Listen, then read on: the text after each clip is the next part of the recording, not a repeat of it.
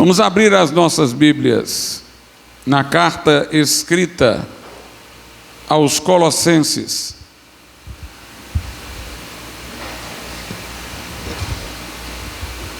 Carta de Paulo aos Colossenses.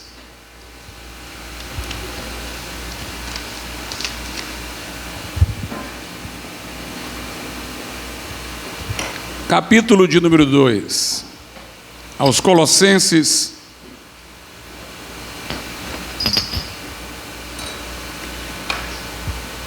capítulo de número 2, nós leremos os versículos 8, 9 e 10.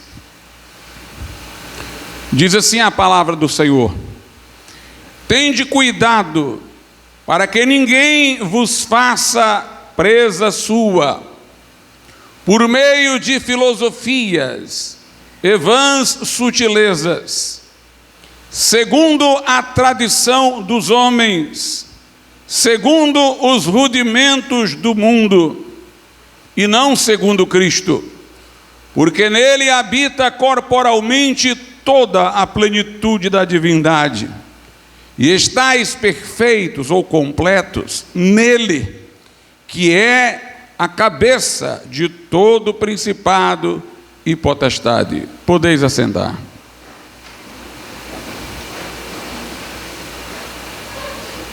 A mensagem cristã, ela anuncia os eventos redentores, a encarnação, vida, morte, ressurreição de Cristo, sua ascensão ao céu, sua intercessão contínua. E ela interpela os homens para que respondam a tudo isso. A resposta congruente, evocada dos pregadores nos tempos bíblicos e também agora, é o arrependimento e a fé em Jesus Cristo. Não a fé do assentimento à existência do personagem histórico, não a fé intelectual que meramente reconhece sobre Cristo o que a boa doutrina ensina, mas a fé pessoal, a fé que o invoca por Salvador, que o recebe como Senhor, a fé que nos leva a cair aos seus pés rendidos. Porém, a fé, ela vem com o arrependimento. Jesus, segundo o Evangelho de Marcos, saiu pregando o Evangelho e dizendo: arrependei-vos e crede no Evangelho. O termo arrependimento, ele é mencionado por nós no cotidiano como referindo-se a uma atitude de lamento por pecados cometidos, por ações que nós não deveríamos ter feito.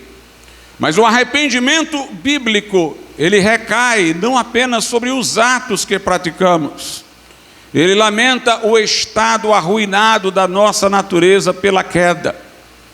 Ele lamenta a condição do homem de estar depravado moralmente, de ter agora caído um coração enganoso, inclinado na direção contrária a Deus. E reconhecer isso é muito mais forte do que reconhecer atos praticados. Reconhecer a gravidade do nosso estado e condição diante de Deus é algo muito mais profundo do que lamentar por atos episódicos. Há pessoas que, sem a influência do Evangelho, mas por uma atenção à sua consciência, se lamentam de coisas que fizeram, mas elas não estariam prontas para ouvirem o diagnóstico bíblico acerca do que elas são aos olhos de Deus. Elas não estariam prontas para admitir o que Paulo disse: em mim mesmo, isto é, na minha carne, não habita bem algum, para confessarem, como Davi no Salmo 51, eis que eu nasci em iniquidade, e em pecado me concebeu minha mãe. Para reconhecerem, conforme diz no livro do profeta Isaías, que até as nossas justiças, as nossas boas obras, como chamamos, aos olhos de Deus não passam de trapos da imundície. porque são praticadas por motivações que são misturadas com interesses próprios. Há um sentimento de autogratificação na vida moral dos homens caídos, que fazem com que eles tomem parte da glória que é devida a Deus. O termo arrependimento vem do grego metanoia e quer dizer mudança de mente. De fato, o arrependimento é uma reformulação de tudo, de todas as coisas. A Bíblia usa até uma expressão muito forte para aquele que entregou sua vida a Cristo e nasceu de novo. Diz assim em 2 Coríntios 5,17: aquele que está em Cristo, nova criatura é. As coisas velhas já passaram e eis que tudo se fez novo. Note, não foram algumas coisas que foram tornadas novas, mas tudo.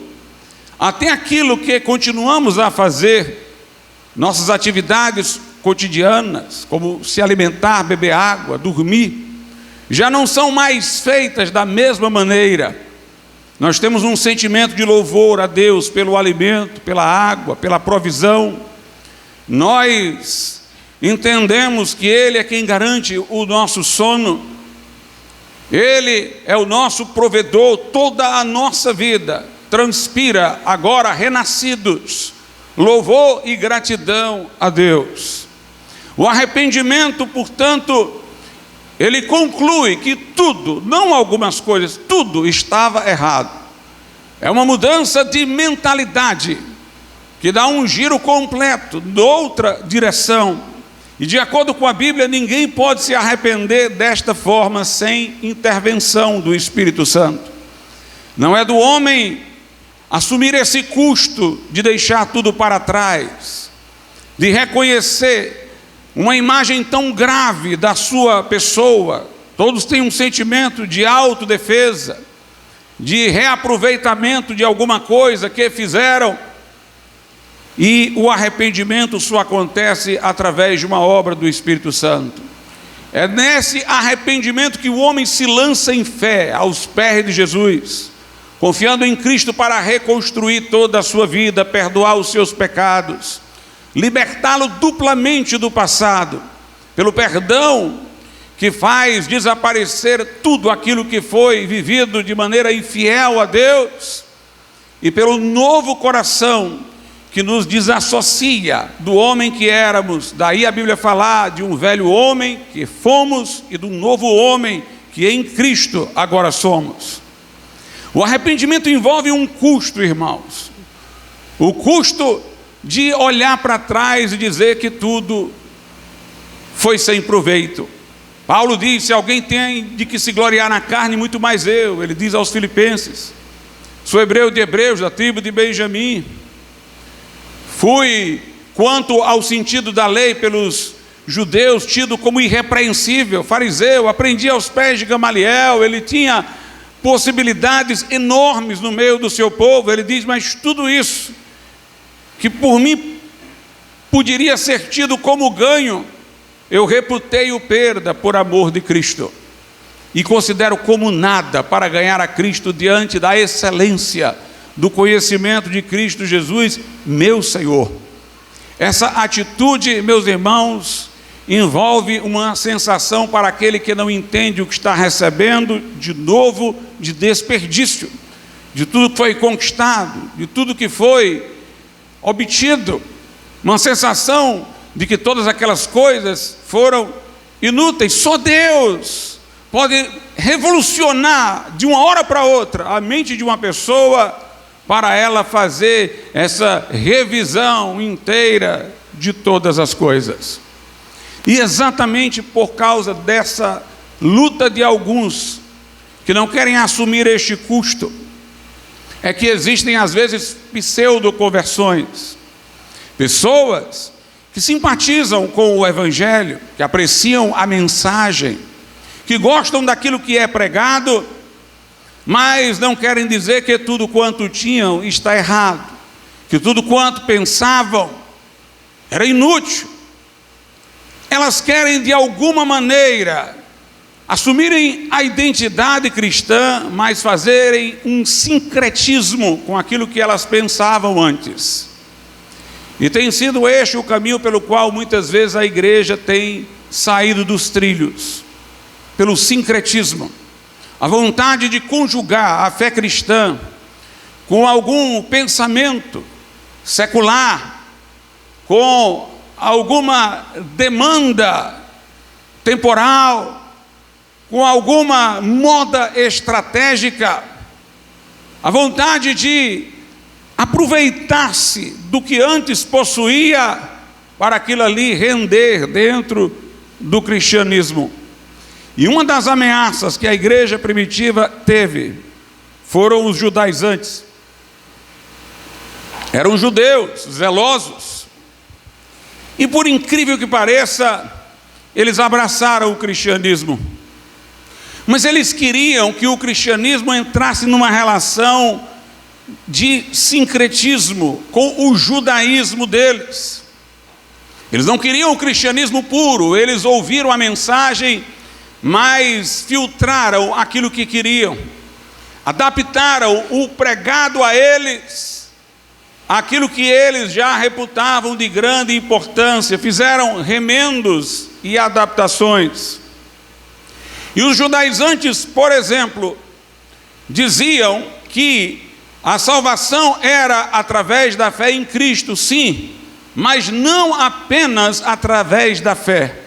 Era necessária a circuncisão, um ato litúrgico, ritualístico, que acontecia ao recém-nascido, para introduzi-lo, assim o compreendiam, no pacto, na aliança.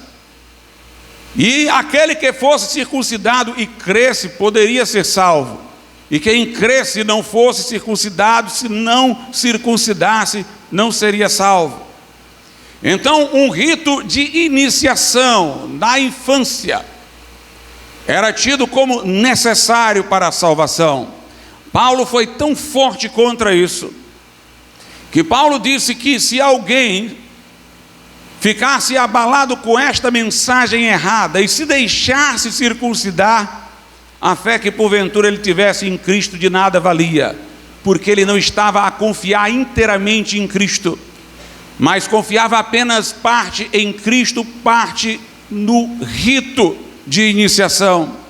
Em Gálatas 5, Paulo diz no verso 2: eis que eu, Paulo, vos digo, que se vos deixardes circuncidar, Cristo de nada vos aproveitará.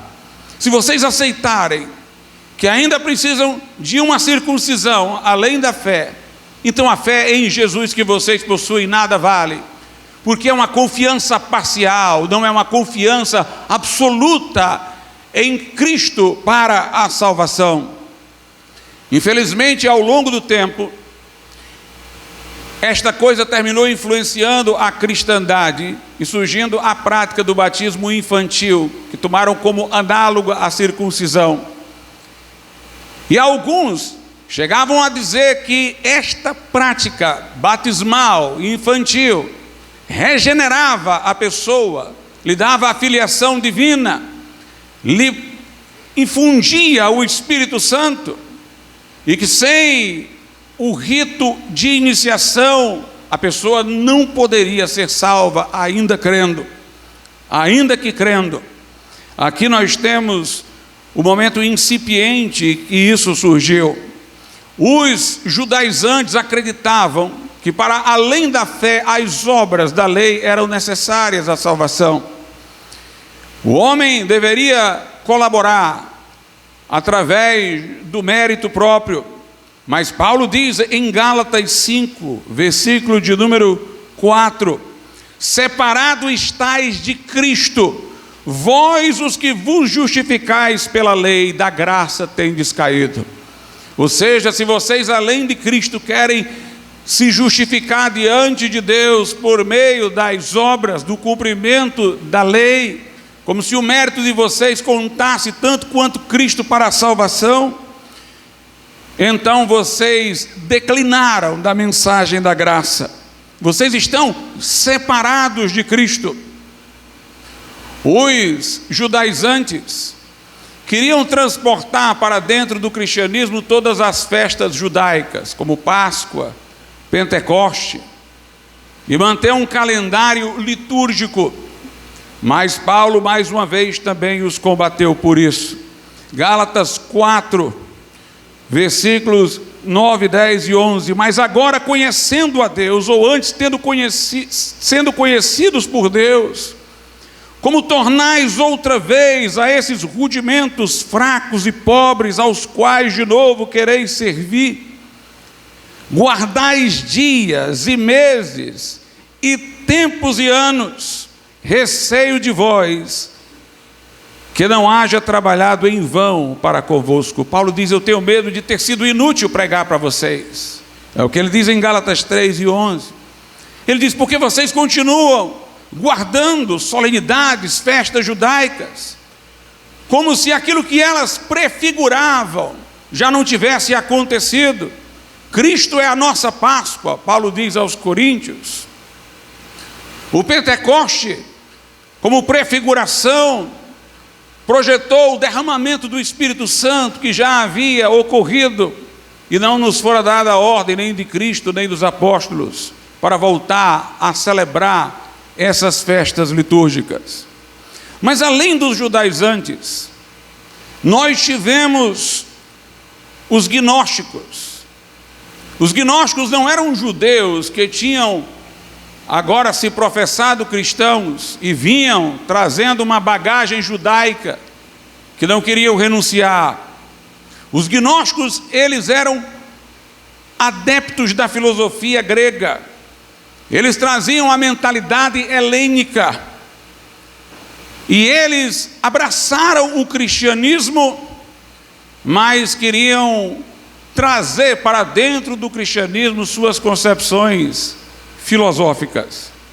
Por exemplo, os gregos não acreditavam que uma divindade tivesse criado a matéria.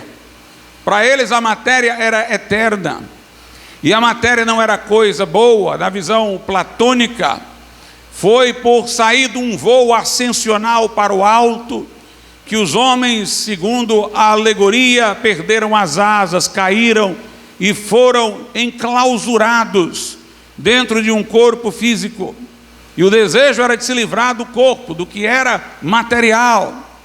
Por isso os gnósticos não conseguiam aceitar que Jesus tivesse vindo com um corpo físico. Eles imaginavam que Jesus tivesse assumido um corpo provisório, como os anjos quando apareciam a pessoas, mas não um corpo real, humano. Daí porque João diz: quem não confessar que Jesus veio em carne é do anticristo. Eles começaram a fazer esse sincretismo com o pensamento helênico. Por exemplo, o neoplatonismo, que influenciou muitos gnósticos, ele dizia que a divindade suprema era o uno, e o uno se desdobrava no múltiplo. Havia uma série de emanações. Essas emanações primeiras, mais próximas do uno, do ser supremo, eram privilegiadas, eram desprovidas, por exemplo, de corpo. Elas eram puramente espirituais. As emanações mais distantes, como o homem, tinham já um corpo, mas eram pelo menos dotados de racionalidade. Emanações mais distantes ainda levavam aos animais, que tinham um corpo físico, mas não eram dotados de uma alma. E segundo os gnósticos, e segundo a concepção dos que seguiam essa posição, aqueles que estavam num degrau abaixo, no caso, por exemplo, os seres humanos, eles não podiam ir diretamente a Deus. Eles não podiam ir diretamente ao Uno. Havia uma escada.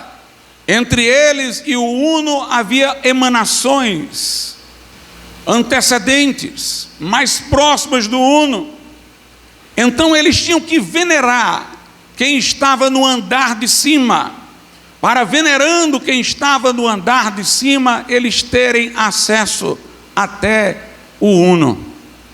Quando eles trouxeram isso para dentro do cristianismo, Eles disseram que os anjos estavam acima dos homens, eram emanações mais próximas, e que, portanto, se deveria venerar os anjos, cultuar os anjos, dirigir preces aos anjos, em vez de ir diretamente a Deus. Os anjos funcionariam como mediadores. Aqui na carta aos Colossenses, nós temos uma alusão a isso. Colossenses capítulo de número 2, versículo 18. Ninguém vos domine a seu arbítrio, com pretexto de humildade e culto dos anjos. Por que humildade? Porque eles diziam: quem é você para ir diretamente a Deus? Quem é você para ir diretamente a degraus, a outros mais próximos? Os anjos estão mais próximos. Então vinha um discurso de humildade que favorecia ao culto aos anjos. Ninguém vos domine a seu bel prazer ou a seu arbítrio, com pretexto de humildade e culto dos anjos, envolvendo-se em coisas que não viu, estando em vão inchado na sua carnal compreensão. É daqui que vieram ideias mais adiantes de veneração dos mártires, depois culto aos santos. A ideia de que é humildade não ir diretamente a Deus, como se Jesus não tivesse rasgado o véu, pago o preço para abrir o caminho através do seu sangue. Também os gnósticos, eles defendiam a austeridade para com o corpo. Se o corpo não era coisa boa, a matéria não era coisa boa, então se deveria agir com austeridade para com o corpo. Penitências severas deveriam acontecer para flagelar o corpo. Aqui em Colossenses, no capítulo 2, diz assim a partir do versículo de número 20: se, pois, estáis mortos com Cristo quanto aos rudimentos do mundo, porque vos carregam ainda de ordenanças, como se vivesses no mundo, tais como: não toques, não proves, não manuseis, as quais coisas todas perecem pelo uso, segundo os preceitos e doutrinas dos homens, as quais têm, na verdade, alguma aparência de sabedoria, em devoção voluntária, humildade e em disciplina do corpo, mas são de valor algum, senão para a satisfação da carne.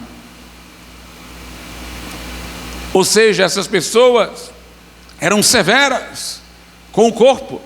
Daqui vieram práticas penitenciais, cinto de cilício, pedra no sapato, os flagelantes, que durante a Idade Média em praça pública se chicoteavam até o sangue jorrar, fruto da influência remota do gnosticismo. Na carta de Paulo a Timóteo, ele diz: nos últimos tempos muitos apostatarão da fé. Ele diz no capítulo 4: dando ouvido a espíritos enganadores e a doutrinas de demônios. E ele diz: estes aí vão proibir o casamento e ordenar a abstinência de alimentos que Deus criou para serem recebidos com ações de graças. Veio a ideia de que o casamento é uma modalidade de vida inferior. Veio a ideia de que se abster forçosamente, não por um jejum espontâneo para intensificar a oração, mas como uma espécie de flagelo para com o corpo, teria alguma vantagem. Paulo a Timóteo estava se referindo ao que ele já estava vendo entre os judaizantes, entre os gnósticos.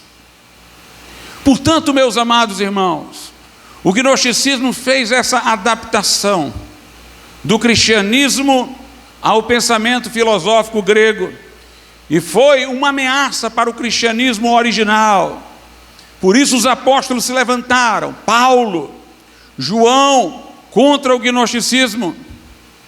Lá na carta aos Coríntios, nós vemos também algo sobre isso. Inclusive na igreja de Corinto, Paulo escreveu um capítulo inteiro da sua primeira carta, falando sobre a ressurreição da carne, a ressurreição física, porque os gnósticos estavam negando a ressurreição física, colocando como estado beatífico o libertar-se do corpo, e muitos em Corinto estavam caindo nessa cilada, e também estavam questionando a ressurreição física, e Paulo escreveu um capítulo inteiro para refutar a doutrina gnóstica. Mas no capítulo de número 1, veja o que é dito aqui, a partir do versículo de número 10: rogo-vos, porém, irmãos, pelo nome de nosso Senhor Jesus Cristo, que digais todos uma mesma coisa, e que não haja entre vós dissensões, antes sejam unidos em um mesmo pensamento e um mesmo parecer. Porque a respeito de vós, irmãos meus, me foi comunicado pelos da família de Cloé, que há contendas entre vós. Quero dizer com isto que cada um de vós diz: eu sou de Paulo, e eu de Apolo, e eu de Cefas, e eu de Cristo. O que estava acontecendo em Corinto? Eles estavam não só recepcionando o pensamento gnóstico, mas os costumes filosóficos gregos. Os gregos formavam escolas. Platão tinha academia, Aristóteles tinha o Liceu, Epicuro tinha também a sua escola, e eles estavam tratando a igreja como se ela fosse um local de livre pensamento, de filósofos, e começaram a formar naquela comunidade escolas. Um dizia: eu sou de Paulo, como quem diz: tem coisas que Paulo falou que vocês não sabem, nós sabemos, nós temos um conhecimento privilegiado. Outros diziam: eu sou de Pedro. Outros diziam: eu sou de Apolo. Quando se formavam aquelas escolas, aqueles grupos, era como se cada um dissesse que, sendo encabeçado por um desses apóstolos ou desses pregadores, como Apolo, ele tinha algum conhecimento que o outro grupo desconhecia. E assim havia um espírito de soberba, de uns querendo ser superiores, aos outros. E Paulo segue, 1 Coríntios 1, a partir do 13. Está Cristo dividido? Foi Paulo crucificado por vós? Ou fostes vós batizados em nome de Paulo? Paulo então está dizendo: não digam que são meus. Vocês não foram batizados em meu nome. Eu não fui crucificado por vocês. E Paulo chega mesmo a dizer que, em relação àquele problema, ele tinha uma vantagem de ter batizado poucos. No verso 17 ele diz: porque Cristo enviou-me não para batizar, mas para evangelizar, não em sabedoria de palavras, para que a cruz de Cristo se não faça vã. Ele diz ter batizado apenas alguns, mas ele pregou intensamente ali. Isso já mostra que para ele o batismo, embora seja um testemunho de fé que o verdadeiro crente quer dar ao mundo, ele não é algo que opere salvação. De outra forma, Paulo não dizia isso. Jesus não me enviou para batizar, me enviou para pregar o evangelho. A salvação é pela fé, na mensagem da cruz. Mas para evangelizar, não em sabedoria de palavras, para que a cruz de Cristo se não faça vã. O que ele quer dizer com isso? É que os gnósticos, irmãos, eles enfeitavam o evangelho com sua própria retórica e tentavam encontrar uma explicação para a crucificação de Jesus Cristo, porquanto eles diziam que Jesus não veio em carne. Então alguns diziam que, por exemplo, o Filho de Deus entrou num ser humano pré-existente, filho de Maria e José, e o usou para os seus propósitos de ensinar, mas na hora da crucificação o Filho de Deus se ausentou e o homem comum foi crucificado. Outros diziam que naquela cruz o corpo que Jesus estava não era um corpo físico real, e que seu sofrimento foi ilusório, não aconteceu de fato, era só aquelas pessoas que pensavam estar infligindo dores, mas aquele corpo não era físico para que ele tivesse as dores. E Paulo diz: olha, eu não uso sabedoria de palavras, eu não uso recursos retóricos para tornar mais aceitável a mensagem da cruz para pessoas que, segundo a mentalidade helênica, achariam isso abominável. Paulo diz que ele não prega segundo as expectativas dos ouvintes, mas segundo a verdade. Ele diz aí no versículo 22, porque os judeus pedem sinal, os gregos buscam sabedoria, mas nós pregamos a Cristo crucificado, que é escândalo para os judeus e loucura para os gregos. Paulo diz: nós pregamos a cruz com toda a sua realidade, chocando os judeus que esperavam um Messias que vinha para triunfar sobre o Império Romano, e não alguém com aparência de vítima, e chocando os gregos que esperariam um grande mestre que viesse para ensinar o caminho e não para fazer-se caminho morrendo numa cruz. Paulo vai dizer que o evangelho jamais seria alcançado pela especulação humana, mas somente pela revelação de Deus pode ser conhecido. Ele diz mais adiante, versículo de número 27, mas Deus escolheu as coisas loucas deste mundo para confundir as sábias. Deus escolheu as coisas fracas deste mundo para confundir as fortes. E Deus escolheu as coisas vis deste mundo e as desprezíveis e as que não são, para aniquilar as que são, para que nenhuma carne se glorie perante ele, mas vós sois dele em Jesus Cristo, o qual para nós foi feito por Deus sabedoria e justiça e santificação e redenção, para que, como está escrito, aquele que se gloria, glorie-se no Senhor. Paulo diz em 1 Coríntios 2:2, porque nada me propus saber entre vós, senão a Jesus Cristo e este crucificado. Nos versos 4 e 5, e a minha palavra e a minha pregação não consistiram em palavras persuasivas de sabedoria humana, mas em demonstração do Espírito e de poder, para que a vossa fé não se apoiasse em sabedoria dos homens, mas no poder de Deus. Uma coisa interessante é que quando estas pessoas diziam: eu sou de Paulo, eu sou de Pedro, era querendo cada uma reivindicar um conhecimento privilegiado a mais que a outra não tinha. Numa segunda geração, depois da era apostólica, o movimento gnóstico continuou e criou a ideia, segundo Irineu de Leão, um pai da igreja, de uma tradição oral secreta.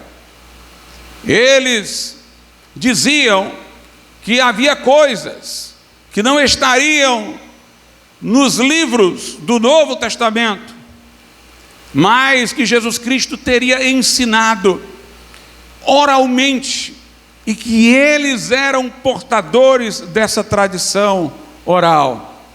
Irineu os confronta por isso.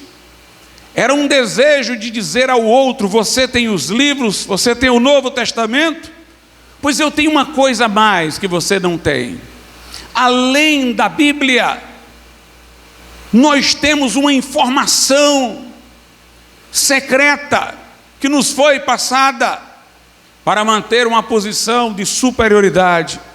Por isso que Paulo diz em primeira carta aos Coríntios, portanto dentro do mesmo contexto, no capítulo de número 4, versículo de número 6, e Paulo aqui está se referindo ao Velho Testamento, porque mesmo os discípulos, pregando a nova revelação que veio por Cristo, o faziam, aludindo como base de autoridade o Velho Testamento, e muito já havia sido escrito então. 1 Coríntios 4, 6, ele diz: e eu, irmãos, apliquei estas coisas por semelhança a mim e a Apolo, por amor de vós, para que em nós aprendais a não ir além do que está escrito, não vos ensoberbecendo a favor de um contra o outro.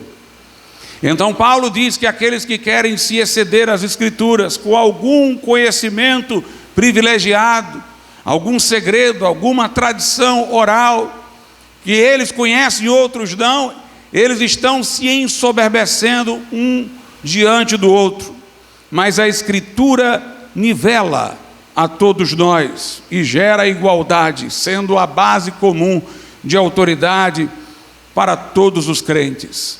E nós sabemos, irmãos, que ideias como essas seguiram na história da igreja, corrompendo a mensagem. Nós percebemos que na era apostólica a revelação foi concluída, o cânon foi terminado. O apóstolo Paulo deixa isso claro lá na carta aos Colossenses, onde nós o vimos no princípio falando contra as vãs filosofias. Colossenses 1, versículo 25, da qual eu estou feito ministro, da mensagem, né? Da qual eu estou feito ministro segundo a dispensação de Deus, que me foi concedida para convosco para cumprir a palavra de Deus. Cumprir é terminar. Era papel daqueles que Deus escolheu naquela geração cumprir, concluir a palavra de Deus em forma de escritura. Paulo diz: eu fui designado para participar dessa missão de cumprir, de concluir a palavra de Deus. Nós vemos, meus irmãos, que Jesus, ele quis ser reconhecido pelas Escrituras do Velho Testamento, mesmo sendo Filho de Deus. Jesus começou o seu ministério entrando numa sinagoga e leu Isaías 61, que diz: o Espírito do Senhor está sobre mim, me ungiu para evangelizar os pobres, anunciar libertação aos cativos, dar vista aos cegos, apregoar liberdade aos oprimidos. Ele leu o texto e disse: hoje se cumpriu esta escritura aos vossos ouvidos. Ele nem interpretou, ele sentou-se, e a partir dali toda a sua mensagem fazia reivindicações aos seus milagres como sinais. Um sinal depende de algum mapa que faz daquilo ali um sinal. Era como se ele estivesse dizendo: leia Isaías 61 e vocês vão ver o que o Messias iria fazer, vocês vão saber que eu sou o Messias. Vejam as minhas obras e vejam se elas não são os sinais, se elas não são o cumprimento de Isaías 61. O próprio Cristo, irmãos, emoldurou o seu ministério na Escritura que leu, para que ele fosse reconhecido pelas Escrituras. Quando ele apareceu aos discípulos de Emaús ressuscitados, e esses vinham cabisbaixos, sem acreditar na ressurreição, Jesus começou a citar para eles tudo o que fora dito na lei de Moisés, nos profetas, sobre a sua ressurreição. E quando eles resolvem então olhar para Jesus, Jesus desaparece no meio deles. Porque Jesus não queria que eles crescem na ressurreição dele, Jesus, por o terem visto. Queria que eles crescem por causa das escrituras que ele citou. E aí um diz para o outro: era ele. Porque quando ele falava, um fogo ardia no nosso coração. Jesus quis ser reconhecido através da palavra. Jesus, diante das tentações de Satanás, poderia ter usado sua própria autoridade de Filho de Deus, mas ele usou a autoridade da Escritura. Está escrito: nem só de pão vive o homem, mas de toda a palavra que sai da boca de Deus. Está escrito: não tentarás o Senhor teu Deus. Está escrito: ao Senhor Deus adorarás e só a Ele servirás. No dia de Pentecostes, quando o Espírito Santo desceu e perguntavam às pessoas o que quer isto dizer, Pedro poderia muito bem ter dito: isso foi o que Jesus nos prometeu. Mas isso seria de pouco valor. Jesus tinha prometido a eles em segredo, em um recôndito ambiente. Pedro não justificou dizendo: Jesus mandou a gente ficar e fez isso. Não. Pedro diz: isto é uma coisa que vocês vão saber o que é. Isto é o que foi dito pelo profeta Joel. Ele, portanto, justifica o acontecimento através das Escrituras. No concílio de Jerusalém, a igreja se reúne para lidar com a questão. Pedro fala, Paulo fala, quem dá a palavra final é Tiago, que era a figura iminente em Jerusalém. E Tiago encerra o concílio citando um texto do Velho Testamento e com aquele texto ele encerra a questão. Nós vemos ali, irmãos, como eles procuravam convalidar todas as coisas através das Escrituras.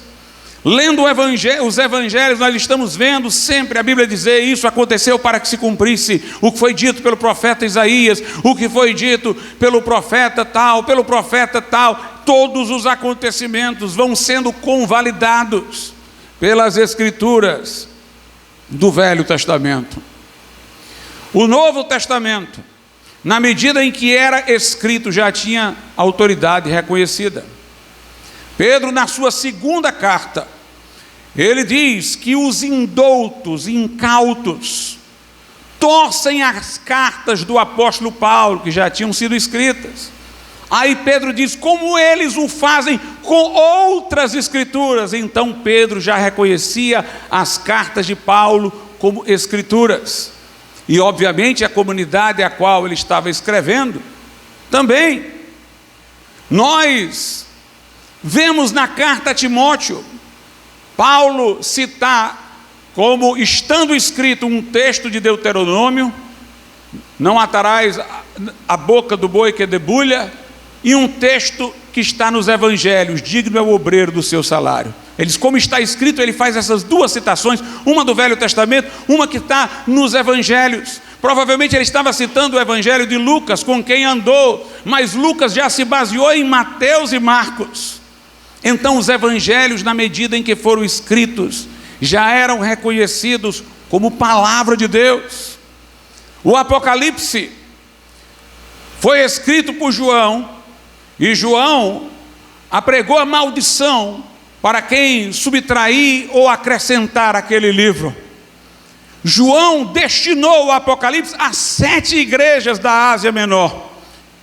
Com certeza, no mínimo, estas 7 igrejas já reconheciam o Apocalipse como palavra de Deus.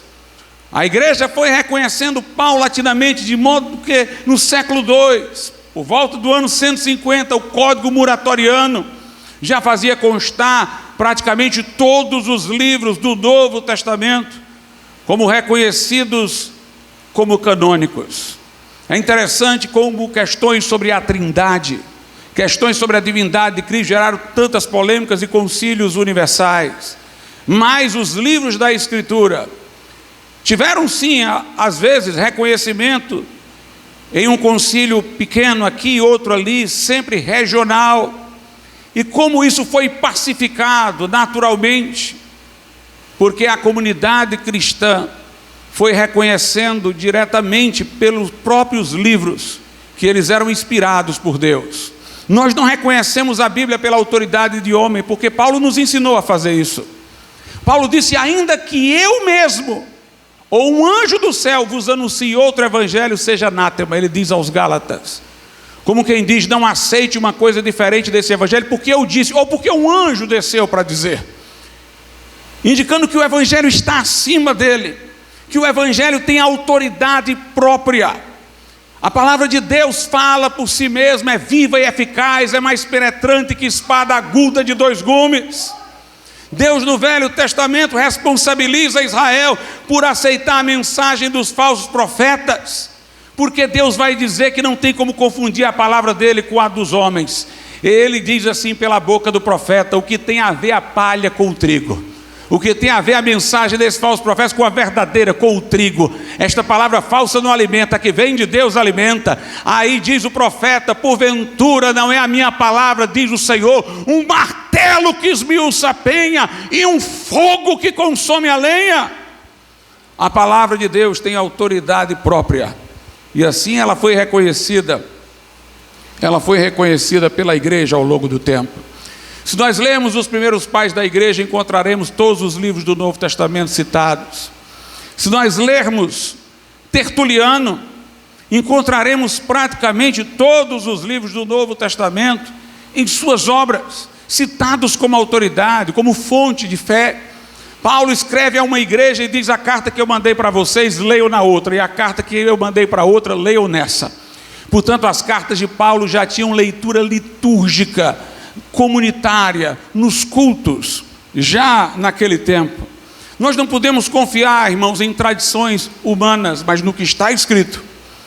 Uma das coisas mais escandalosas foi o tempo em que, durante a Idade Média, se acreditou num documento forjado chamado a Doação de Constantino, pela qual o Papa reivindicava territórios, dizendo que Constantino havia doado esses territórios ao papado. E um renascentista, Lourenço Valla, fez um estudo crítico do texto e mostrou que o latim que constava lá era de muito tempo depois de Constantino. E até a igreja, ao longo do tempo, teve que reconhecer que o documento foi forjado, mas ele integrava uma tradição. E veja como aceitar alguma coisa além da Bíblia pode nos levar a equívocos. Aliás, mesmo a igreja romana, que tem a sua tradição, ela defende o desenvolvimento de novos dogmas. No século XIX, nós tivemos o dogma da infalibilidade papal, depois a Imaculada Conceição de Maria, a Assunção de Maria ao céu. Se esses dogmas fossem retroativos, Agostinho, Tomás de Aquino, Anselmo da Cantuária seriam tidos como hereges. Se fosse retroativo, o Concílio de Constância, que se reuniu dizendo que a autoridade era do concílio e não do Papa, não teria valido. Se houvesse retroatividade, então os conciliaristas que não aceitavam a infalibilidade papal, como Nicolau de Cusa, Dante Alighieri, Marcílio de Pádua, seriam reprovados. Como é que isso pode ser tradição se está gerando nova informação nova, novos dogmas? A Bíblia não fala-nos de desenvolvimento posterior de novos dogmas, ela fala-nos do perigo da apostasia. A apostasia é sair do que foi ensinado, é se afastar do que foi ensinado. Paulo diz a Timóteo: nos últimos tempos muitos apostatarão da fé. Aos Tessalonicenses é dito que antes que venha o filho da perdição virá a apostasia, o desvio. Nós encontramos lá em Judas o seguinte, e Judas aqui está falando contra os gnósticos, que falavam de informações adicionais àquilo que vinha do legado apostólico. E Judas está dizendo que o legado apostólico está concluído, para não se aceitar coisas a acrescentar. Judas diz o seguinte, é um capítulo só, no versículo de número 3: amados, procurando eu escrever-vos com toda diligência acerca da salvação comum, tive por necessidade escrever-vos e exortar-vos a batalhar pela fé que de uma vez foi entregue aos santos. Ou seja, a crença, a profissão de fé não está sendo entregue em doses homeopáticas para novos dogmas surgirem, ela foi entregue de uma vez para sempre. As coisas que podem vir depois serão apostasias. A filosofia tem alguma utilidade para nós? Tem. Santo Agostinho disse uma coisa interessante numa de suas obras. Ele disse que quando o povo de Israel saiu do Egito, os egípcios deram a ele vasos de ouro, joias. Era uma forma de eles serem remunerados pelo tempo em que foram escravos e não receberam o que deveriam receber. Na verdade, os egípcios estavam dando, não pensando nisso. Eles estavam dando como quem diz: pegue isso aqui, vão-se embora, porque não suportavam mais as pragas. Agostinho toma este fato como uma ilustração e diz: quando nós saímos do Egito, quando nós saímos do mundo, nós podemos trazer aquilo que não é do mundo, é de Deus, a verdade. Toda a verdade é de Deus, não importa quem a tenha dito. Os incrédulos, quando acertam em alguma coisa, aquilo que eles dizem de verdadeiros não pertence a eles, pertence a Deus, que é o Deus da verdade, e logo pertence ao povo de Deus. Então, nós encontramos o apóstolo Paulo lá, no Areópago de Atenas, citando Arato, um poeta grego, quando ele diz que nós somos geração de Deus, somos criados por Deus. Ele toma isso como um ponto de contato e segue através das Escrituras. Mas ele pega esse insight, essa zona comum, para começar a discorrer sobre o assunto, para aquele povo ali abrir a mente para receber a mensagem. Quando Paulo diz, as más conversações corrompem os bons costumes, estava citando um pensador pagão, mas aquilo que fora dito era verdade. A igreja cristã usou a ideia da lei moral escrita no coração dos homens, que era compartilhada na época pelos filósofos estoicos. E Paulo cita que mesmo os gentios que não conhecem a lei por revelação, têm-na inscrita em seus corações. Os apologistas, os pais apologistas, eles usavam esses pontos de contato. Aproveitavam-se de que Platão, lá nas leis, falava Deus é a medida de todas as coisas e não deuses, para mostrar que os filósofos sinalizaram o monoteísmo. Usavam algumas coisas para começar um diálogo através de um lugar comum com os pagãos, mas muitos excederam e foram longe.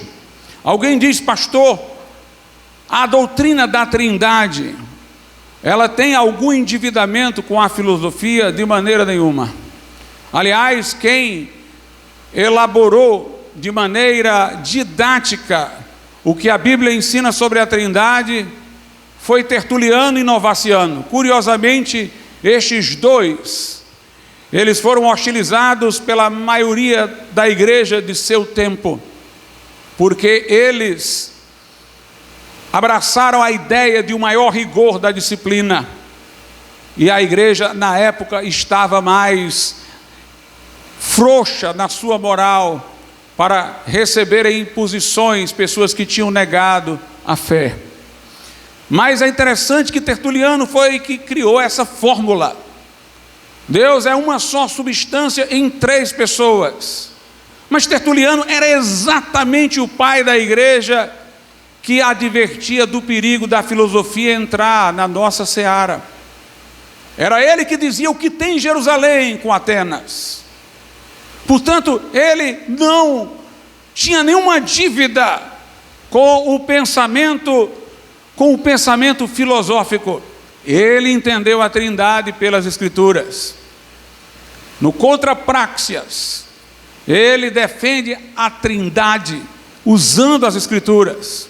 O Papa na época, se é que era Papa naquele tempo, era o Bispo de Roma, não havia papado da forma que veio a ter depois, mas o Bispo de Roma era um herege, que Tertuliano atacou veementemente, porque ele era sabeliano, ele não cria na Trindade.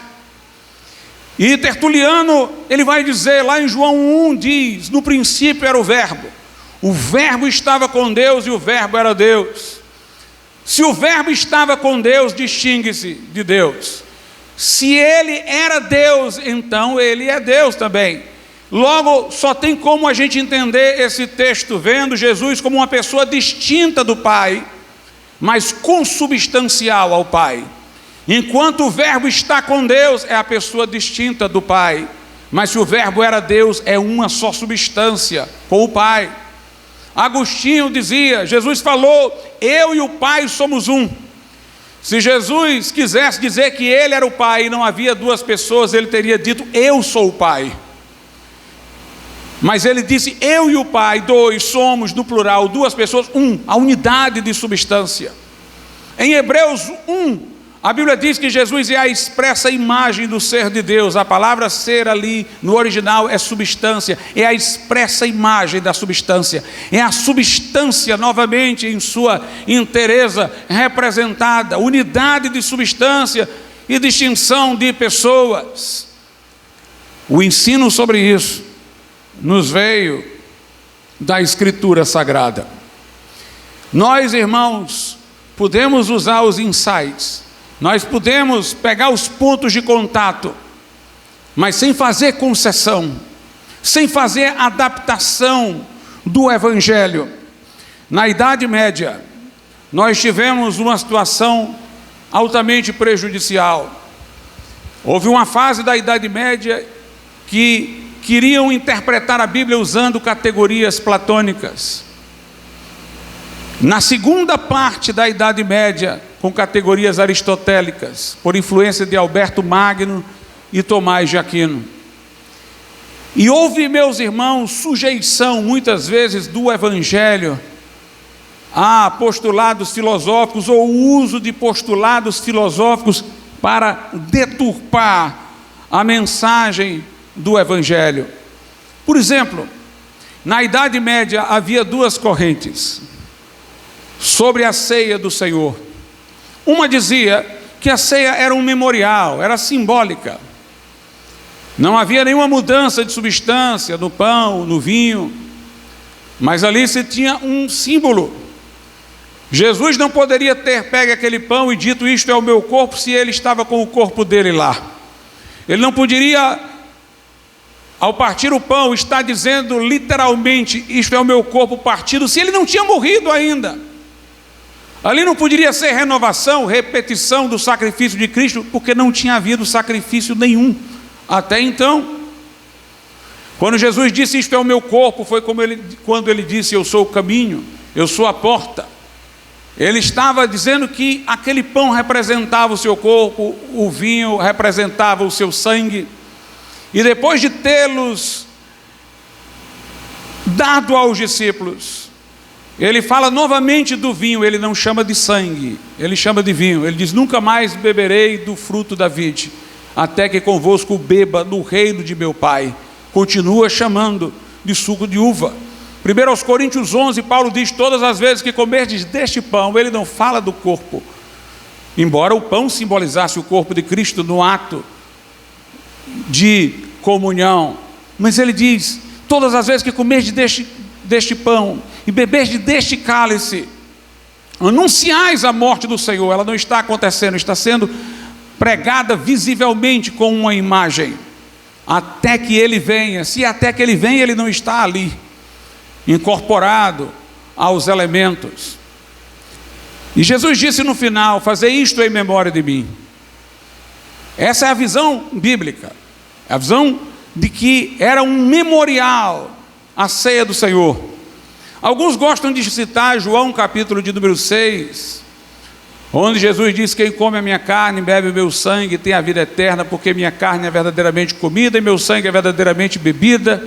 Para dizer: está vendo? Jesus estava dizendo que era realmente sua carne e sangue a serem comidos. Mas, meus irmãos, antes de eu explicar João 6, atente para isso. João 6 foi antes da instituição da ceia. Jesus queria que os seus ouvintes entendessem o que ele estava dizendo. Muitos se retiraram porque não entenderam, e Jesus os reprovou por terem ido embora. Se aquilo se referisse à ceia e ele ainda não a tivesse instituído, como ele poderia responsabilizar os seus ouvintes por o estarem não entendendo? Vamos lá para João capítulo 6.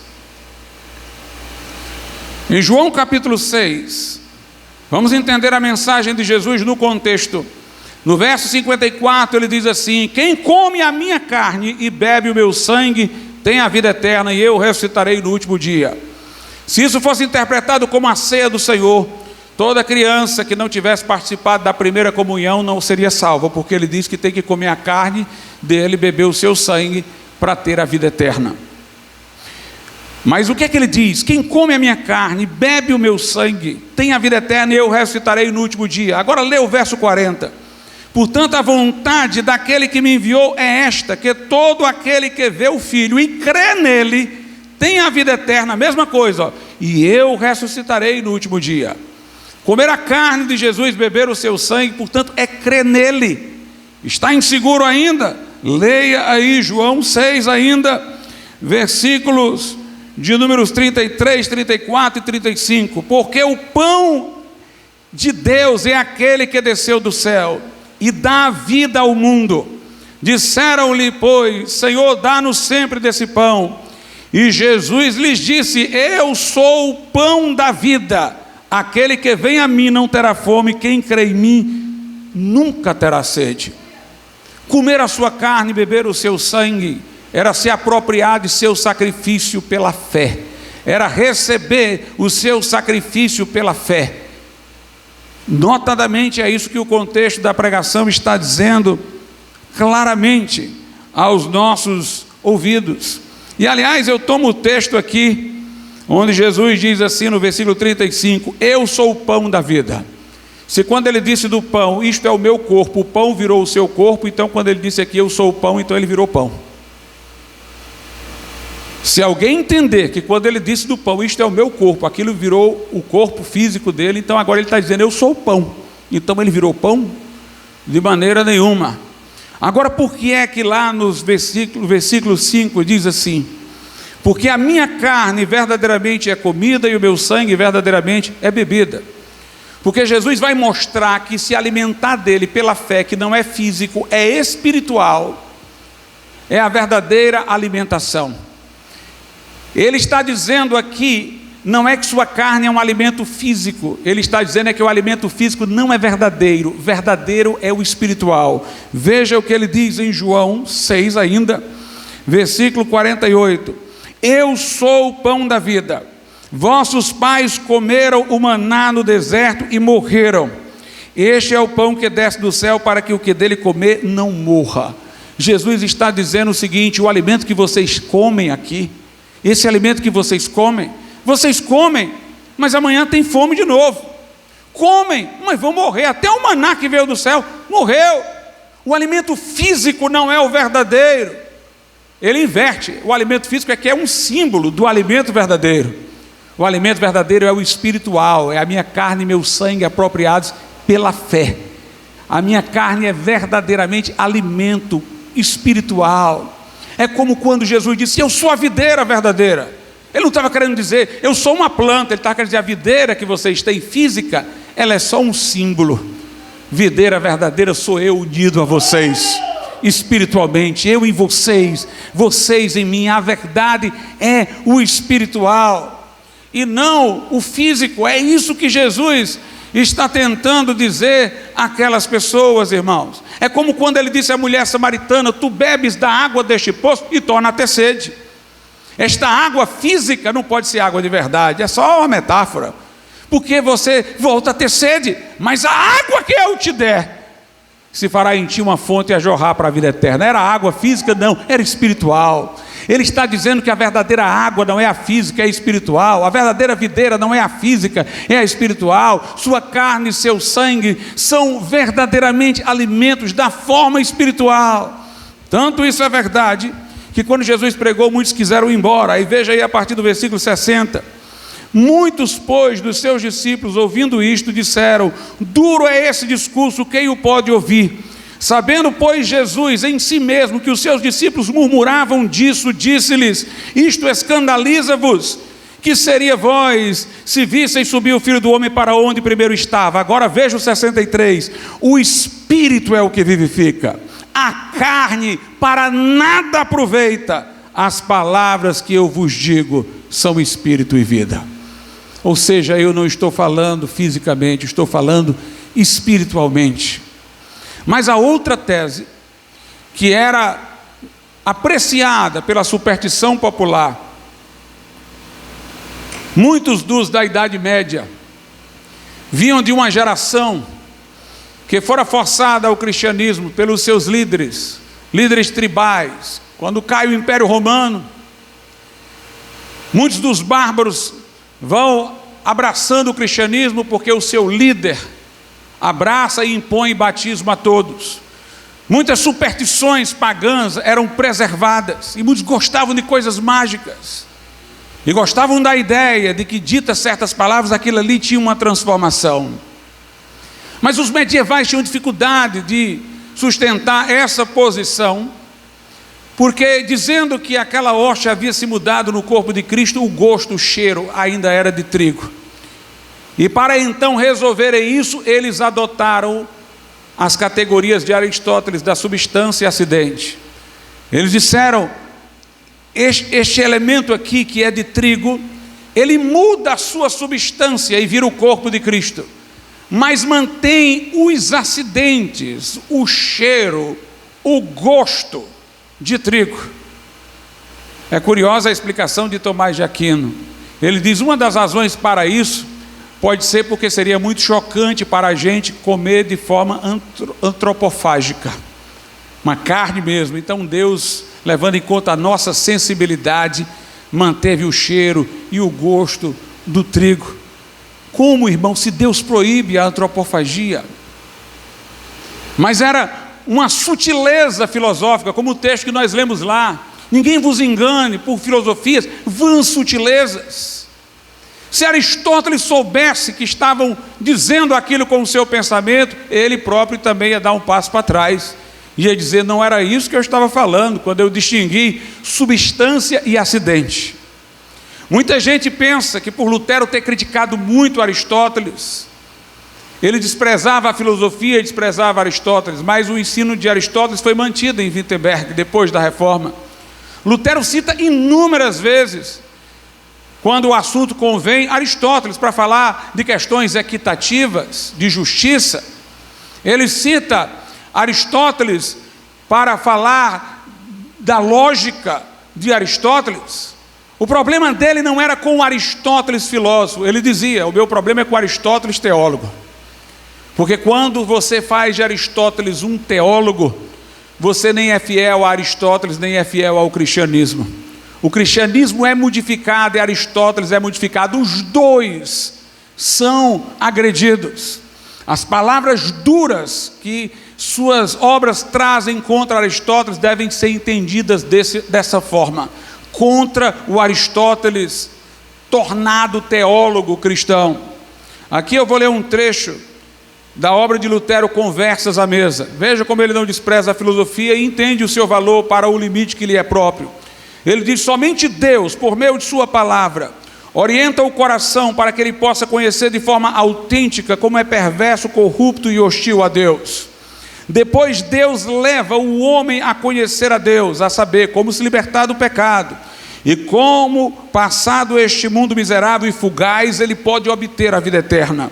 A razão humana, com toda a sua sabedoria, não pode ir além de orientar as pessoas a como levar uma vida honesta e decente neste mundo, como manter uma casa, construir, etc. Coisas ensinadas pela filosofia e livros pagãos. Mas como deveriam aprender a conhecer a Deus e a seu querido Filho, Cristo Jesus, e como obter a salvação, isso apenas o Espírito Santo ensina, por meio da palavra de Deus. Pois a filosofia nada entende de assuntos divinos.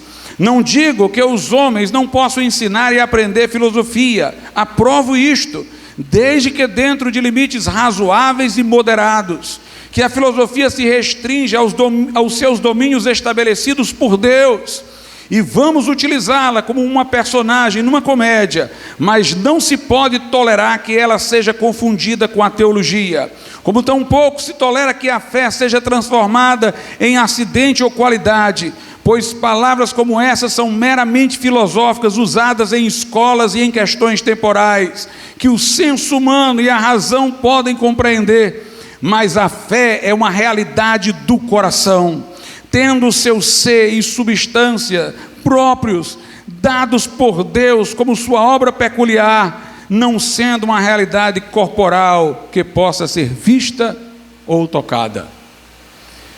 Lutero dizia, nós não devemos interpretar a Bíblia por nenhum filósofo.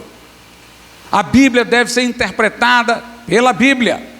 E aí o texto lembrado é esse, revelação entendida por revelação. Primeira carta aos Coríntios, capítulo de número 2, diz aqui o apóstolo Paulo, no versículo de número 3, eu vou ler o 12 e o 13, 1 Coríntios 2, 12 e 13, mas nós não recebemos o Espírito do mundo, mas o Espírito que provém de Deus, para que pudéssemos conhecer o que nos é dado gratuitamente por Deus, as quais também falamos não com palavras que a sabedoria humana ensina, mas com as que o Espírito Santo ensina, comparando as coisas espirituais, quer dizer, inspiradas, com as espirituais.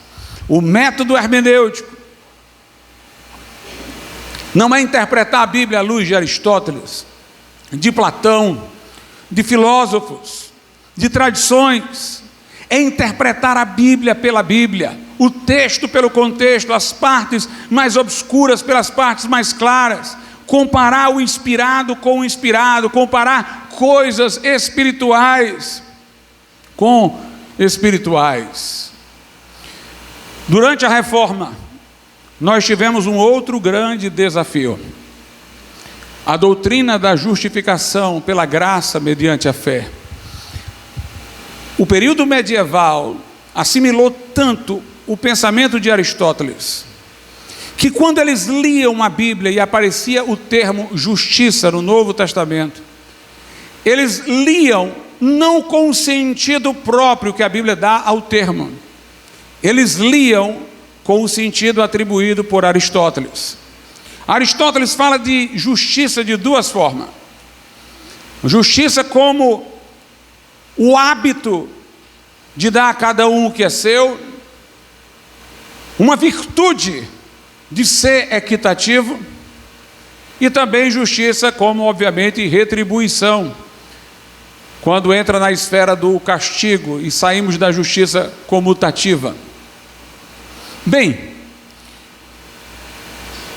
a ideia que os medievais tiveram foi de que no batismo da criança se infundia nela o hábito de justiça, a virtude da justiça. A ideia era essa, uma coisa que você adquiriria pelo hábito, pelo treino. Para Aristóteles, o homem prudente é o homem que tem um tempo de vida, pelo qual ele, por testes de falha e acertos, terminou descobrindo o caminho da virtude e foi se equilibrando nesse caminho. Ele desenvolveu um hábito de justiça, mas é como se de modo sobrenatural dissessem que no batismo é infundido o hábito, como se ele já tivesse agora a disposição de ser justo, de agir corretamente. Não parece isso evidente com tantas pessoas batizadas na infância e seguindo caminhos de crime e bandidagem, mas a ideia é de que ali vinha a justiça infusa, e aquela pessoa deveria, usando aquela justiça infusa, produzir boas obras, desenvolver boas obras, ser efetivamente na sua conduta uma pessoa justa, para merecer o favor de Deus. E aos injustos viria a retribuição, seja com penas temporais, purgatório, ou, nos casos mais graves, a retribuição eterna, que é o inferno. Então, o Evangelho, que fala muito em justiça de Deus, soava aos ouvidos dos ouvintes como uma virtude que me foi infundida no batismo e que eu tenho que pô-la em prática para ser justo, ou a retribuição que me virá se eu não fizer isso. E Lutero acreditava assim, sincero até a paixão, ele e outros, antes dele inclusive, que descobriram a verdade da justificação pela fé. Ele percebia que não chegava à justiça plena, por mais que se esforçasse, diligenciasse, alguma coisa ficaria pendente, sempre algum castigo remanescente, sempre uma sensação de que não estava tudo pronto no relacionamento com Deus. Mas numa experiência que ficou conhecida como a experiência da torre, veio a ele uma iluminação para compreender a justiça de Deus de uma forma diferente. E tudo começou com a leitura de Romanos 1, versículos 16 e 17, principalmente o 17. Diz aqui: porque não me envergonho do Evangelho de Cristo, pois é o poder de Deus para a salvação de todo aquele que crê, primeiro do judeu e também do grego. Porque nele se descobre, tem uma tradução que diz, porque nele, no Evangelho, se revela a justiça de Deus de fé em fé, como está escrito, mas o justo viverá pela fé. O que é que isso significa? Que a justiça de Deus no Evangelho não é a justiça de Deus que algum filósofo soube de que se tratava. É a justiça de Deus que se descobre só no Evangelho, é o que está dito aqui, porque nele, no Evangelho, se descobre, se revela a justiça de Deus. Essa compreensão de justiça de Deus que está nos Evangelhos é revelada. Não é aquela do homem comum. Eu aceito a definição de Aristóteles para as questões cívicas, comunitárias, é aquela mesma. Mas, para o que o Evangelho quer proclamar, a justiça de Deus está compreendida de uma outra forma. À luz, irmãos, da Bíblia, todos pecaram e destituídos estão da glória de Deus, não há um justo e nem um sequer. A lei não pode ser obedecida para merecer a salvação. O que vem pela lei, Paulo diz aos Romanos, é o pleno conhecimento do pecado. A lei é para dar-nos o diagnóstico de que não podemos nos salvar. Romanos 3, 19 e 20. Ora, nós sabemos que tudo que a lei diz aos que estão debaixo da lei o diz, para que toda boca esteja fechada e todo mundo seja condenável diante de Deus. Por isso nenhuma carne será justificada diante dele pelas obras da lei, porque pela lei vem o conhecimento do pecado. A lei mostra o problema, ela não dá a solução. No verso 23 de Romanos 3 diz: porque todos pecaram e destituídos estão da glória de Deus. Eu não tenho virtude de justiça que possa me levar a obras que tenham mérito e eu conquiste a salvação. Não existe justiça infusa no batismo. Nós, irmãos, estaríamos destinados apenas à retribuição, à condenação eterna, se Deus não tivesse feito algo. Mas a maravilha do Evangelho é essa: Deus amou o mundo de tal maneira que deu o seu Filho unigênito, para que todo que nele crê não pereça, mas tenha a vida eterna. Jesus se fez homem de modo miraculoso. O Espírito Santo lhe gerou um corpo no ventre da Virgem. Jesus nasceu e ele cresceu e foi tentado, mas não pecou. Ele foi o homem justo, o homem de virtude, de mérito. Na sua boca não se achou engano. Ele era o Cordeiro imaculado. O Pai disse: este é meu Filho amado, em quem me comprazo. Mas esta posição de justo que ele obteve para si, ele não quis que ela fosse para ele usufruir. Ele voluntariamente deixou esta condição de aceitação, perfeição diante de Deus e tomou sobre si os nossos pecados. Ele levou os nossos pecados em seu corpo ao madeiro. Ele foi moído pelas nossas transgressões, foi traspassado pelas nossas iniquidades. O castigo que nos traz a paz estava sobre ele, e pelas suas pisaduras fomos sarados. Ele morreu naquela cruz, o justo pelos injustos, para levar-nos a Deus. O seu sangue nos purifica de todo o pecado. Ali ele nos obteve o perdão. Mas mais do que o perdão, irmãos, Jesus nos faz agora aparecer diante de Deus com a sua vida reta, com a sua justiça. Assim como na cruz o Pai olhou para ele, não o viu, mas a nós com os nossos pecados. Por isso o Pai virou o rosto, ele disse: Deus meu, por que me desamparaste? Agora Paulo diz aos Efésios que nós é que somos aceitos no amado. Nós é que agora somos vistos por Deus como se fôssemos o próprio Cristo. A justiça dele nos é imputada, nos é atribuída, como se nós tivéssemos vivido a sua vida perfeita e santa. O crente não é apenas alguém que Deus olha e diz: pecou e eu perdoei. É alguém que Deus olha e diz: não vejo o pecado, porque ele vê sobre nós o manto da justiça de Cristo. Ele vê a justiça de Cristo imputada a nós.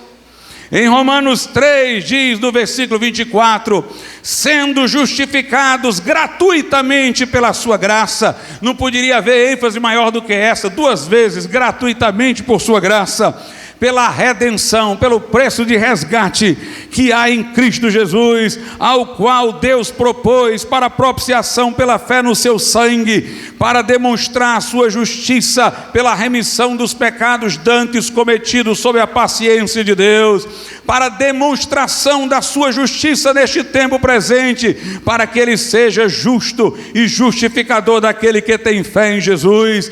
Em Romanos 4 diz: que diremos, pois, ter alcançado Abraão, nosso pai, segundo a carne? Abraão creu em Jesus por promessa e foi justificado. Porque se Abraão foi justificado pelas obras, tem de que se gloriar, mas não diante de Deus. Se ele foi justificado por obras, foi diante dos outros homens, que talvez o reputaram por justo, mas diante de Deus suas obras eram insuficientes. Mas diz aí o verso 3: pois que diz a Escritura, creu Abraão em Deus, isso lhe foi imputado. É imputada a justiça de Cristo a nós, como justiça. Ora, aquele que faz qualquer obra, não lhe é imputado galardão segundo a graça, mas segundo a dívida. Se eu fosse salvo por obras, eu estaria sendo recompensado, não haveria graça na história. Mas diz o verso 5: mas aquele que não pratica, não tem obras a oferecer, mas crê naquele que justifica o ímpio, a sua fé lhe é imputada como justiça. Assim também Davi declara: bem-aventurado o homem a quem Deus imputa a justiça sem as obras, dizendo: bem-aventurados aqueles cujas maldades são perdoadas, cujos pecados são cobertos.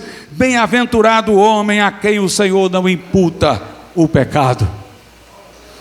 Justificado na Bíblia não quer dizer ser tornado justo, quer dizer ser absolvido.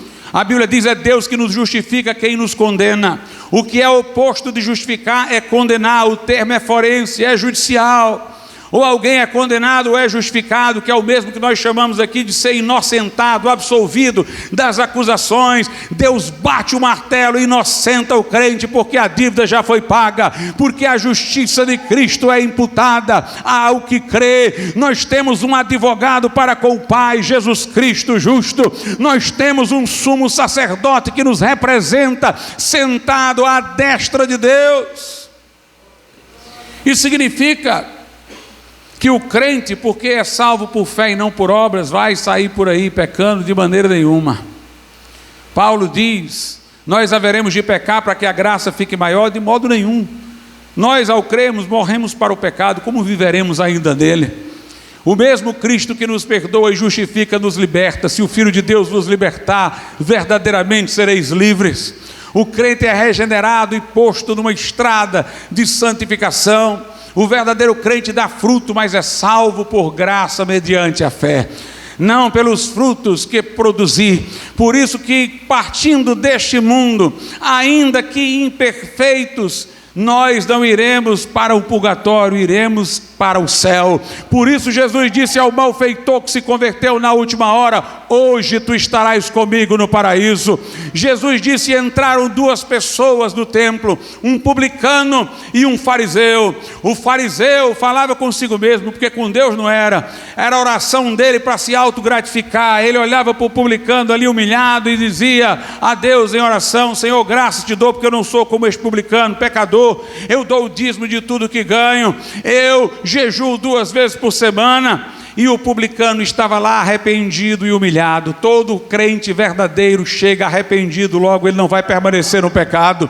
Ele abomina a vida que viveu. Estava lá o publicano, não conseguia nem levantar a cabeça, nem olhar para o céu, ficava de cabeça baixa, batia no peito e dizia: ser propício a mim que sou pecador. Interessante, a palavra ser propício quer dizer me considera como tendo propiciada a minha culpa. Lá em 1 João 2:2 a Bíblia diz: Jesus é a propiciação pelos nossos pecados, e não só pelos nossos, mas pelos do mundo inteiro. Estava ali o publicano contrito, reconhecendo que era pecador, batendo no peito, humilhado, mas confiando no Deus que providencia a propiciação. Jesus diz: o fariseu saiu do templo condenado, mas este publicano saiu justificado. A justificação não é um processo, é instantânea. É quando o homem cai aos pés de Jesus, como aquela mulher que lavou os pés dele com lágrimas, enxugou com os cabelos, e tem a garantia: perdoado te são os teus pecados. Uma verdade, irmãos, que foi dificultada de ser entendida por uma leitura da Bíblia com o óculos de Aristóteles, sem comparar coisas espirituais com espirituais. Paulo diz uma coisa que é muito interessante, segundo aos Coríntios, capítulo 11.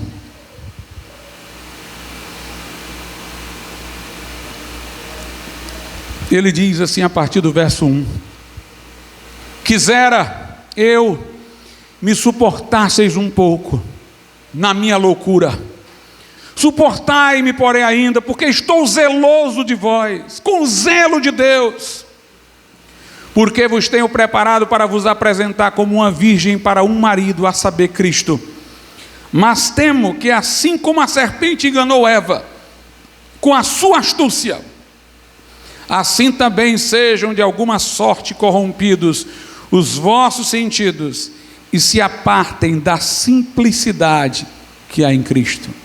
Paulo diz: eu temo que vocês sejam enganados para se apartar da simplicidade que há em Cristo. Por isso, irmãos, os princípios da reforma são solas, só. Não é isso e aquilo, é só isso. O evangelho é simples. É só a Escritura. É só Jesus. É só a fé. É só a graça. É só a Deus a glória. Esse é o evangelho simples e direto. Para terminar, eu quero ler um texto que passa desapercebido em nossas leituras do Novo Testamento. Lá no Evangelho de João, capítulo de número 12, a partir do versículo de número 20. Ora, havia alguns gregos entre os que tinham subido a adorar no dia da festa. Estes, pois, dirigiram-se a Filipe, que era de Betsaida, da Galileia, e rogaram-lhe dizendo: Senhor, queríamos ver a Jesus. Note, pouco tempo antes de Jesus morrer, uns gregos que estiveram por lá, onde Jesus se encontrava, quiseram ter uma audiência com Jesus, procuraram Filipe e disseram que nós queremos vê-lo. Quem sabe, irmãos, esses gregos não queriam levar Jesus para a Grécia. Esse homem fala muito bem, vamos levá-lo para Atenas. Talvez estivessem vendo em Jesus apenas um mestre, um filósofo, que ia ensinar o caminho. Aqui, irmãos, é um momento de uma encruzilhada. Ou Jesus ia com esses gregos, talvez, para Atenas, para algum lugar da filosofia, e seria só um mestre, ou Jesus iria para a cruz. Os gregos disseram: nós queremos falar com ele. Veja o que Jesus disse. Versículo 22. Filipe foi dizê-lo a André, e então André e Filipe o disseram a Jesus. E Jesus lhes respondeu dizendo: é chegada a hora em que o Filho do Homem há de ser glorificado. Na verdade vos digo, que se o grão de trigo caindo na terra não morrer, fica ele só, mas se morrer dá muito fruto. Era dizendo o seguinte: eu não vou com eles, eles querem me colocar noutra posição, agora é a hora de eu morrer. O que Jesus ensinou, irmãos, pode ser encontrado no Velho Testamento, mas o que ele fez, nem anjos, nem arcanjos, nem Moisés, nem Paulo poderia fazer. Esse é o escândalo do Evangelho. Ele veio para morrer. Tem gente que diz: eu gosto de Jesus, foi um grande mestre, um grande personagem. Ele não quis vir ao mundo para ser isso, ele veio para morrer. O Filho do Homem não veio para ser servido, mas para servir e dar a vida em resgate por muitos. O bom pastor é aquele que dá a vida pelas ovelhas. Por isso o Pai me ama, porque eu dou a minha vida para tomá-la de volta. É isso que é escândalo para os judeus e loucura para os gregos. Um povo que na ceia celebra a morte de Jesus, o mundo diz: que coisa esquisita. Esse pessoal dando glória a Deus, aleluia, comendo do pão que representa o corpo dele partido, o vinho que representa o seu sangue, celebrando a morte dele, porque a morte dele é vida, porque a morte dele é vitória. Quando nós ressuscitarmos, se você era aleijado, tinha lá uma cicatriz, não se preocupe, se você é crente, quando ressuscitar, o seu corpo vai estar perfeito. Mas Jesus ressuscitou com as marcas dos cravos. E aí, pastor, ele ressuscitou com defeitos? Não, ele ressuscitou com o troféu. Esse é o troféu dele, é a prova do seu amor por nós. Quando ele vier em glória, os judeus vão se lamentar, porque verão aquele a quem traspassaram. Ele se apresenta a João no Apocalipse, falando de sua morte: eu sou aquele que estive morto, mas eis que eu vivo pelo século dos séculos. João, quando veio, diz: eu vi um cordeiro como que havendo sido morto, mas ele estava vivo. É o leão da tribo de Judá. Jesus aqui, irmãos, poderia ter seguido com os gregos, e seria um entre filósofos, entre Aristóteles e Sócrates, mas ele seguiu para o madeiro. Ele quis ser o galileu, ele quis ser o nazareno, mas para nós, o Filho de Deus encarnado, o Verbo de Deus que habitou entre nós, o Salvador do mundo, aquele que vive para sempre, aquele que perdoa os pecados, transforma vidas. E quando um dia uma trombeta aí soar no céu, ele virá para levar o seu povo. Vamos ficar de pé. Convido os irmãos que vão louvar a Deus nesse momento para louvarem a Deus com um hino que fala do nosso Senhor Jesus.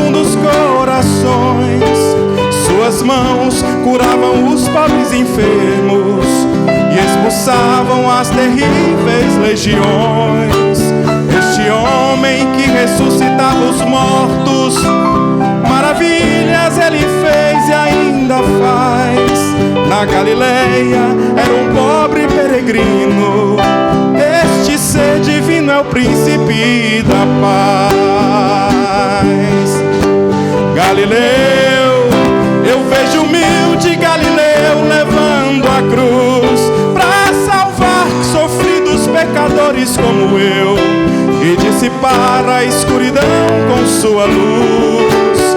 Galileu, que no Gólgota abriu os braços seus, o seu sangue derramado no madeiro. Ele é o Cordeiro e nele temos paz com Deus.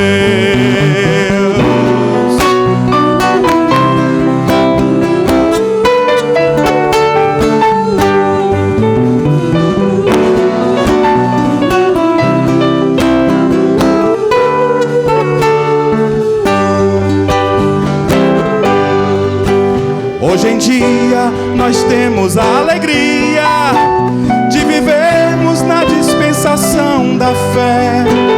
Este homem que viveu na Galileia e se chamou Jesus de Nazaré, na Judeia iniciou seu ministério, espalhando a semente do perdão, para derramar em nós o refrigério da sua maravilhosa salvação. Galileu, eu vejo humilde Galileu levando a cruz para salvar sofridos pecadores como eu e dissipar a escuridão com sua luz.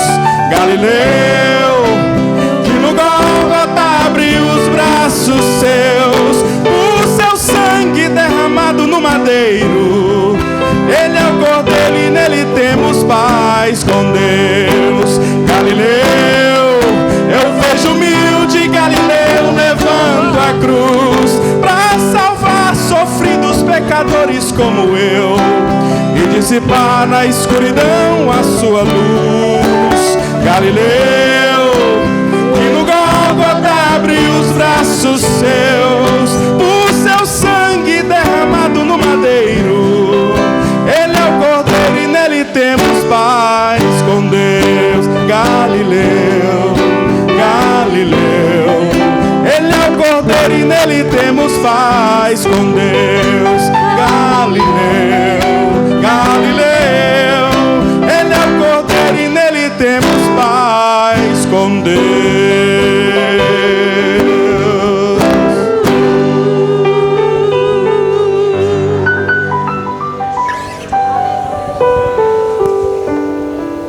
Aleluia. Nós sempre fazemos essa pergunta porque alguém pode precisar tomar esta decisão. Se alguém aqui neste local que ainda não entregou sua vida a Cristo, confiando exclusivamente nele como o seu Salvador pessoal, como sua obra perfeita para a sua salvação, e você quer entregar seu coração a Cristo, nós queremos fazer uma oração pela sua vida.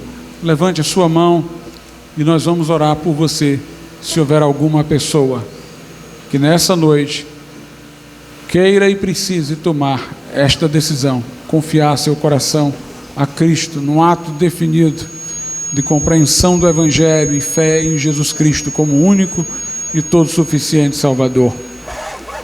Se houver alguém, erga sua mão e nós iremos orar por você. Bem, nós podem sentar rapidinho aqui um aviso que eu vou dar.